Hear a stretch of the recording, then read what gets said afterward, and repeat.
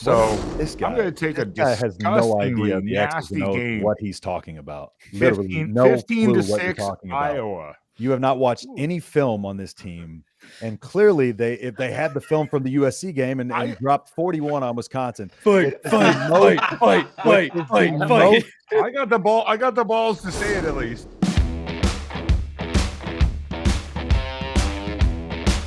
All right, guys, believe it or not, we are in the final week of the regular season. This is week 14.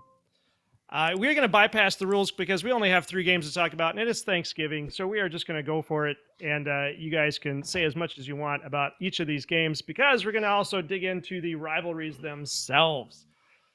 Our first game is Nebraska at Iowa.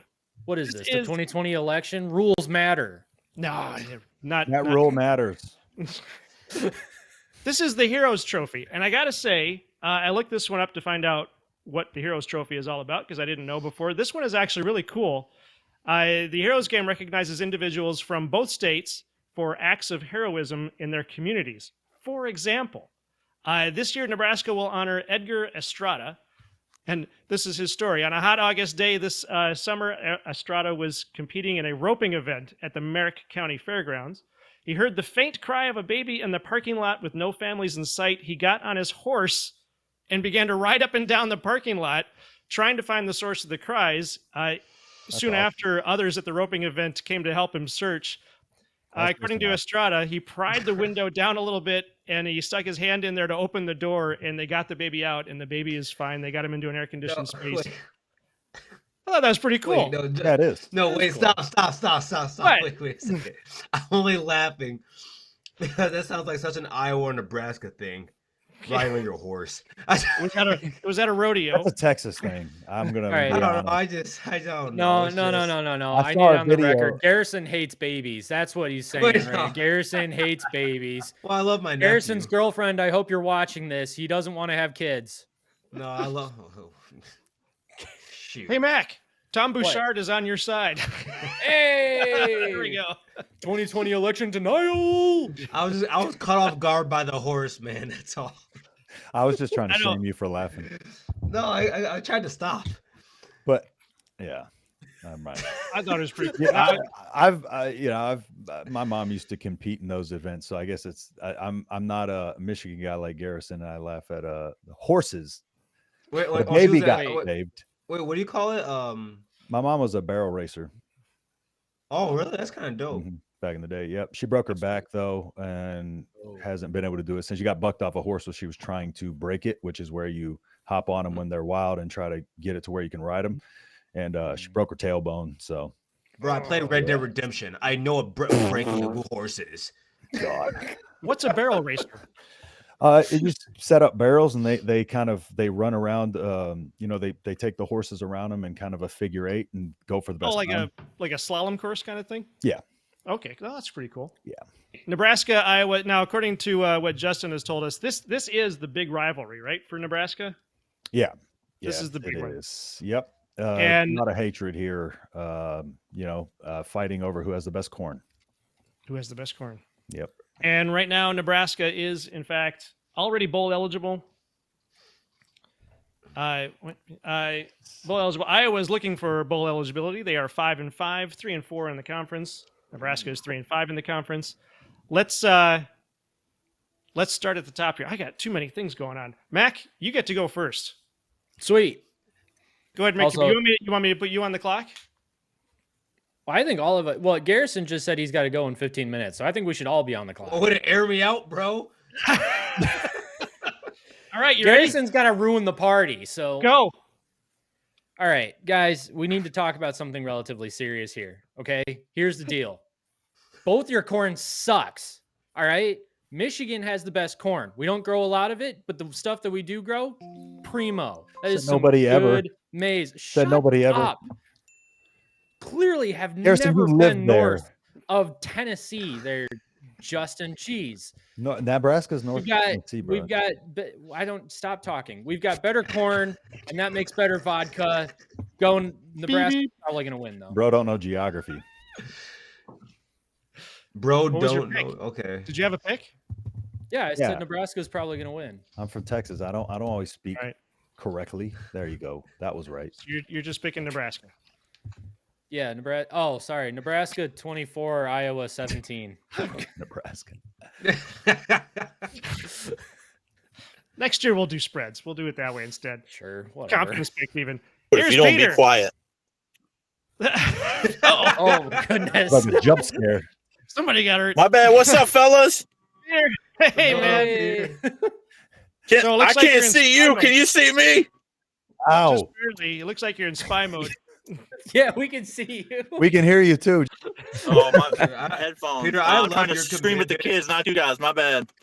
No, All right, that's Peter, right. I We love got your you turned down a little commitment bit to go to Hey, the show no matter where 15 you field are. goals for the Hawkeyes, 25 field goals for Nebraska. Let's go. Oh, that's never Right. gonna happen. That's a great game right there. Holy crap. Justin, are No you ready? touchdowns scored. Only punt returns down to 1, and then a field goal because nobody scores. Okay. Do you have a All pick? right. What's your pick, Peter? Okay, score Nebraska. Justin, this Peter one's for you, homie. Let's go. Huskers take it in Iowa City. Deny the Hawkeyes bowl eligibility. They win this one 27. 27-17. There might be a touchdown. There might That's be. my exact score pick. That's such crap. You guys just rode on my coattails there. That's Literally. such crap. No, I did it on Mac, the I show. did. I I did it did. on the show yesterday. I did my prediction on the show yesterday, so I beat you. All right, Justin, you ready? Yeah. Go. All right. So to be honest, am I on 30 seconds? You said we get. Oh, I thought you said we get more time to talk about it. Oh, No, here because goes 10 Garrison's got a minutes. ditch. All right, restart. Okay, I'm restarting. Go. But Yeah, I might go a restart. little bit That's- over because I'm trying to talk about football. So So the last couple of weeks under Dana Holgorsen, our offense has shifted a lot, and we've gone from throwing over the short part of the field from 21%. We went up to about 37% against UCLA. We went from 4 for 6 to 12 for 12 from Satterfield to Holgorsen over the short middle of the field. And then why are you coming down? I said, go and take a little longer. And then we went to 50% last week. And what that's allowed us to do, Satterfield for the most part was just throwing deep down the field. None of his route concepts work. He was running mesh concepts without any triangle concepts or running it properly. And what we saw from Satterfield is he spreads the field out wide like the air raid normally does. He allows for wider splits. And we saw Emmett Johnson go crazy last week because he was able to get through the mud into the second level, just like I said was going to happen with that air raid. And it let him operate in the second and third level, which allowed our run game to get going. And you saw that wheel route come open and Emmett Johnson scored it. That was because that was a perfect mesh play. And a mesh play, we run it a lot under Holgorsen, and it is a perfect, it can beat cover 2, cover 4. It can beat man coverage. And there's always going to be an option there to throw to. So Iowa's going to have to stay very disciplined, and they are missing their top cornerback. They have their backup quarterback, but this is a rivalry game, so I think it's going to remain close. Iowa's, like I said, very disciplined. They don't beat themselves, so Nebraska's going to have to play smart, disciplined football, but I got 27-17. Man, I hate it when they don't run their mesh routes and triangle routes. I was It's a just trying to run- triangle. It's a I triangle. was trying to read. run a triangle route the other day. I ran Triangle read. smack into a door. Like I just right into the door. It hurt. And it's Triangle like I can't read. run another triangle route ever. That's gonna get me killed. Triangle read. You also can't Robert. hear. Rob, are you ready? Yeah. well, Yeah. Okay. Go. So I've liked the football that Nebraska's played last weekend. Looking back at the Indiana game, I think that was an anomaly in their season. They're playing a lot better. Iowa just doesn't. They may have good defense, but it's just the same old, not enough offense. I have Nebraska winning 24 to 14. Ooh, dead on the money there. Huh? Yeah, exactly 30 seconds. Oh, okay. Good. Justin, you're a cheater Why? because I predicted it first. I predicted it yesterday, and I got proof, so it was on a show too. I have no comment. That's correct. You don't. It's Just okay. going down the I list appreciate here. it. Ben, go ahead. What do you got? Well, I get all the points of Nebraska, and it's at Iowa, and Iowa's not the same team they have been. Like, they've been so up and down. But what's the difference is now Iowa has film, and Dana Holgerson's basically been fired from everywhere he's been at. So This guy, I'm going to take a this guy has no idea disgustingly the X's and nasty O's, game. what he's talking about. Literally 15, no 15 clue to what you're 6 talking about. Iowa. You have not watched any film on this team, and clearly if they had the film from the USC game and dropped 41 on Wisconsin. Fight. Austin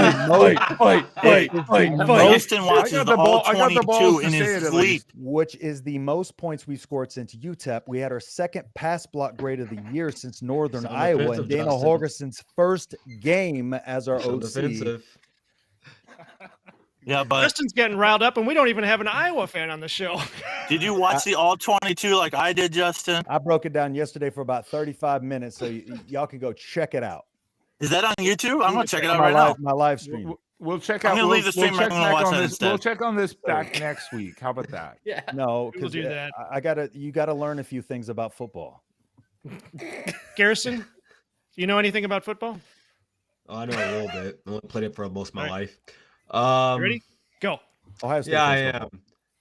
Iowa, they can't pass, and I think that if you're putting your own self into a box, which is just running the ball, Nebraska's defense is too good to allow you to do anything else. So give me Nebraska 20, Iowa 13. 10.